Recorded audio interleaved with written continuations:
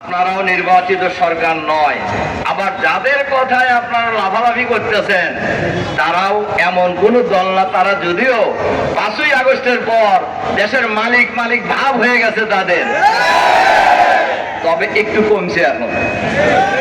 চাকসু আর জাকসু নির্বাচনের পর একটু ভাব কমছে না? সংগ্রামী ভাই এবং বন্ধুগণ, আমরা বলি জনগণ যদি তাদেরকে ভোট দেয় আমাদের কোনো আপত্তি নাই, তারা সরকার চালাবে। কিন্তু ভোটের আগেই নিজেরা সরকার ভাব, এই ভাব বাংলাদেশের জনগণ মেনে নেবে না। তার কারণ এখন যে সরকার আছে, সরকারকে বলবো জুলাই বিপ্লব যে হয়েছে এ কোনো দলের নেতৃত্বে হয় নাই, এ কোনো নেতার নেতৃত্বে হয় নাই। এই জুলাই বিপ্লব হয়েছে ঢাকা বিশ্ববিদ্যালয়ের ছাত্ররাই আন্দোলন শুরু করেছে কোটা সংস্কারের দাবিতে। সেই দাবিতে যখন জুলুম নির্যাতন চালানো হয়েছে, পাখির মতো গুলি করে হত্যা করা হয়েছে ছাত্রদেরকে, সেই সময় বিশ্ববিদ্যালয় শিক্ষক, কর্মকর্তা, কর্মচারী, রিক্সাওয়ালা, ভ্যানওয়ালা, ঠেলাওয়ালা, সকল শ্রেণী পেশার মানুষ দল, মত, জাতি, বর্ণ, ধর্ম নির্বিশেষে ঐক্যবদ্ধভাবে প্রতিরোধ গড়ে তোলার মধ্য দিয়ে দীর্ঘ 16 বছরের ফ্যাসিবাদী শাসনের অবসান ঘটিয়েছে।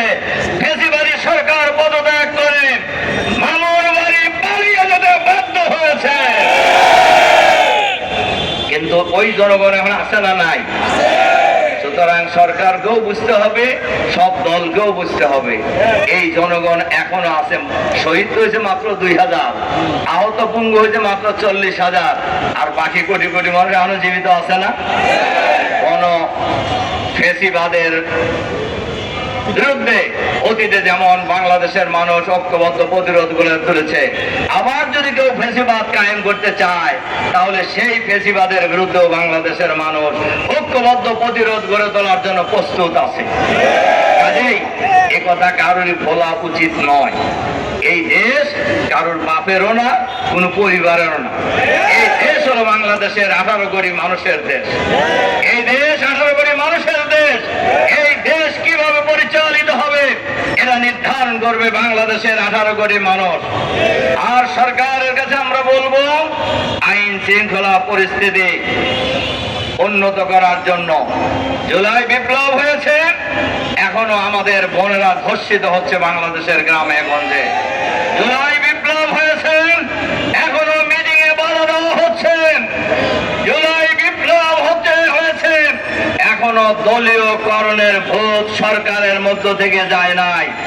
আমাদের ডক্টর মাসুদ বলেছেন এক সময় দলকানা লোকেরা প্রশাসনে ছিল, সেই দলকানা লোকদের পরিণতি কি হয়েছে এটা আপনাদের জানেন, পুলিশ কর্মকর্তারাও জানেন, সিভিল প্রশাসনের লোকেরাও জানেন তাদের একটা কোন দুরবস্থায় আছে।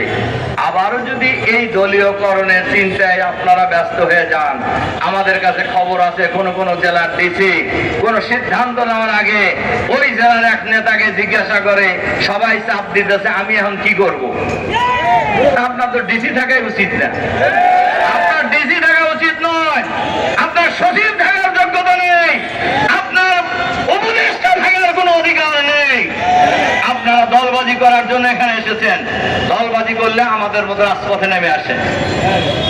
দলবাজি করার ইচ্ছা যদি কোনো উপদেষ্টার থাকে, দলবাজি করার ইচ্ছা যদি কোনো সচিবের থাকে, দলবাজি করার ইচ্ছা যদি কোনো নির্বাচন কমিশনারের থাকে, দলবাজি করার ইচ্ছা যদি কোনো পুলিশ কর্মকর্তা থাকে, তাহলে রিজাইন করে আমাদের সাথে রাস্তায় আসেন। কত বড় বাহাদুর আপনি, কত পাকা রাজনীতিবিদ, তখন আমরা দেখাবো। কিন্তু সরকারের অফিসে থেকে একটা দলের পক্ষে কাজ করবেন আর বাংলাদেশের মানুষ বসে বসে আঙ্গুল চুষবে, এটা মনে করার কোনো কারণ নেই। বাংলাদেশের মানুষ এখন যথেষ্ট সচেতন। সবারই বোঝা উচিত ঢাকা বিশ্ববিদ্যালয়ের নির্বাচনের আগে একজন টকশোতে একজন সিনিয়র নেতাকে জিজ্ঞাসা করছেন যে ভাই আর 3 দিন পরে তো মানে উপস্থাপক জিজ্ঞাসা করছেন যে আর 3 দিন পরে তো ডাকসু নির্বাচন, কি বুঝতেছেন? কেন ছাত্র দল পূর্ণ প্যানেলে বিজয়ী হবে, মানে কি বাহাদুরি ভাব দেখছেন না? এরপরে বলছে যে কেন আপনারা কিভাবে বুঝলেন যে ভোট তো এখনো হয় নাই, কেমনে বুঝলেন যে পূর্ণ প্যানেলে বিজয়ী হবে? ছাত্র দল ছাড়া মানুষ আর কাক ভোট দিব, মানে কি জমিদারি ভাব আর কি, মানে মানুষ বাধ্য ওনাদেরকে ভোট দিতে। ওই দিন শেষ হয়ে গেছে ভাইরা আমার, ওই দিন বাংলাদেশে আর নাই, ওই দিন ভুলে যান, ওই দিন ভুলে যান, ভুলে যান, ভুলে যান, ভুল করবেন। এর পান নাই আপনারা? রাজশাহী বিশ্ববিদ্যালয়ের ছাত্র দলের ভিপি ভোট পাইছে 3000 আর শিবিরের ভিপি ভোট পাইছে 12,500।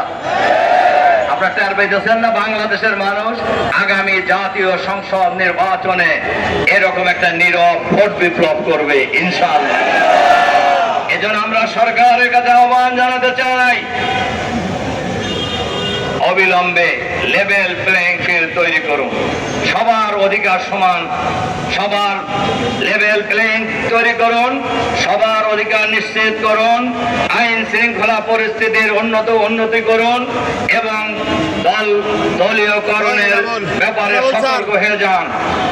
অবশ্যই দলীয়করণের ব্যাপারে সতর্ক হতে হবে, নইলে স্বৈরাচারী ফ্যাসিবাদী প্রশাসনের বিরুদ্ধে বাংলাদেশের জনগণ যেভাবে রাজপথে ঐক্যবদ্ধ লড়াই করেছে, আপনাদের বিরুদ্ধে আগামী দিনে বাংলাদেশের মানুষ করার জন্য নেমে যাবে।